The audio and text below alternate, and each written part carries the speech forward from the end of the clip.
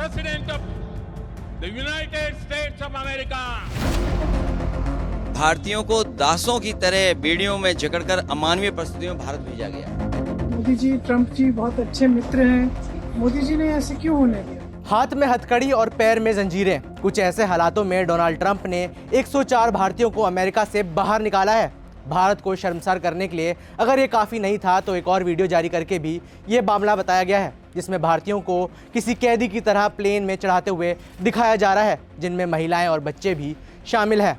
मामला गंभीर था, यही वजह रही कि आज पूरे दिन संसद में हंगामा होता रहा।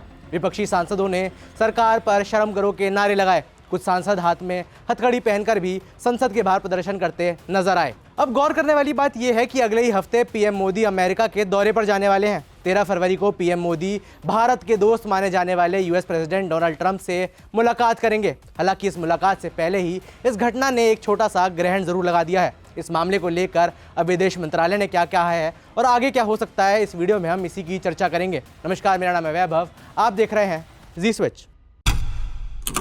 अमेरिका जब अपने यहाँ से लोगों को जबरन रुखसत करता है तो क्या हालात होते हैं, ये तस्वीरें उन्हीं का नतीजा है। 5 फरवरी की दोपहर अमेरिकी वायुसेना का C-17 ग्लोब मास्टर मालवाहक एयरक्राफ्ट अमृतसर में लैंड हुआ। इस विमान में 104 भारतीय सवार रहे, जिन्हें अमेरिका ने अवैध प्रवासी बताकर देश निकाला दे दिया था। अब देखिए, अगर कोई भारतीय गैरकानूनी तरीके से डंकी रास्ते से अमेरिका गया है या उसका वीज़ा एक्सपायर हो गया है तो उसको अमेरिका के पास वहाँ से वापस भेजने का पूरा अधिकार है। अमेरिका के पास उसे देश वापस भेजने का यानी डिपोर्ट करने का अधिकार है।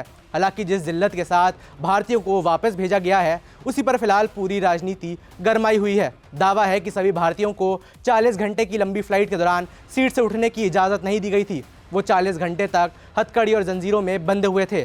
पूरे विमान में सिर्फ एक ही वॉशरूम था। इन सभी आरोपों की बड़ी वजह ये वीडियो भी है।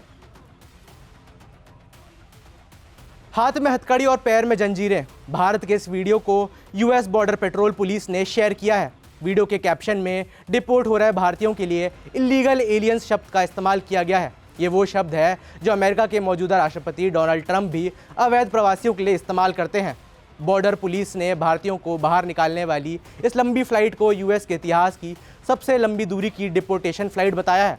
इस वीडियो में जो म्यूज़िक का इस्तेमाल किया गया है वो भी कुछ ऐसा ही है जैसे अमेरिका अपनी शान शौकत और तड़ी मार रहा हो। भारतीयों को ऐसे वापस भेज जाने को लेकर अब पूरा विपक्ष एकजुट होकर सरकार पर हमलावर है। सुबह 11 बजे लोकसभा की कार्रवाई शुरू होते ही हंगामा भी शुरू हो गया। सवाल उठाया गया कि क्यों भारत ने अपना कोई विमान भेजकर इन भारतीयों को वापस नहीं बुलाया गया।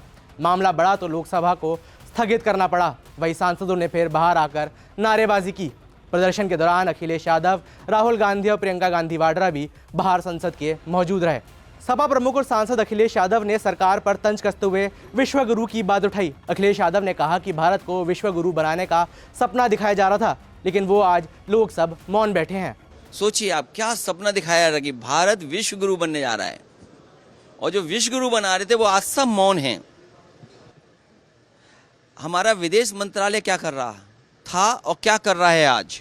वही कांग्रेस महासचिव और सांसद प्रियंका गांधी ने पीएम मोदी और डोनाल्ड ट्रंप की दोस्ती का हवाला देते हुए तंज कसा।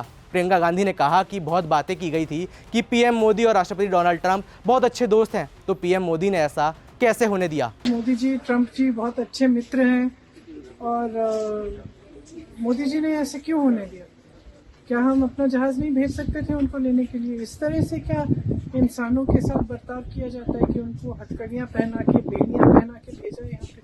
वहीं दोपहर 2 बजे विदेश मंत्री एस जयशंकर राज्यसभा में हाजिर हुए। उन्होंने इस पूरे मामले को लेकर एक डिटेल्ड बयान दिया। विदेश मंत्री ने कहा कि डिपोर्ट हुए भारतीयों को हथकड़ी और जंजीरें जरूर पहनाई गई थी, लेकिन ये अमेरिका का एक SOP यानी स्टैंडर्ड ऑपरेटिंग प्रोसीजर है। हालांकि हमें जानकारी दी गई है कि महिलाओं और बच्चों को ये हथकड़ी और बेड़ियां नहीं पहनाई गई थी। It is the obligation of all countries to take back their nationals if they are found to be living illegally abroad.